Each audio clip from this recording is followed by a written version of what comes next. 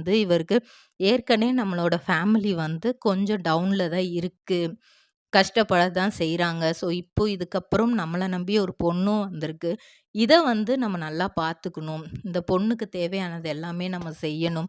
இதெல்லாம் யோசிக்கிறாரு. திரும்ப இன்னும் நெறைய விஷயங்கள் ட்ரை பண்ண ஆரம்பிக்கிறாரு. எங்கேயாவது போய் வேலைக்கு போயிரலாமான்லாம் ஒரு கட்டத்தில யோசனை வந்துதாம். அந்த டைம்ல தான் இவருக்கு தி சீரியல்ல இருந்து பிரவீன் பென்னட் அவர்கள் வந்து வாய்ப்பு குடுக்குறாங்க. அப்போ வந்து இவர் வந்து தலைக்கு வந்து மொட்டை அடிச்சிருந்தாராம்.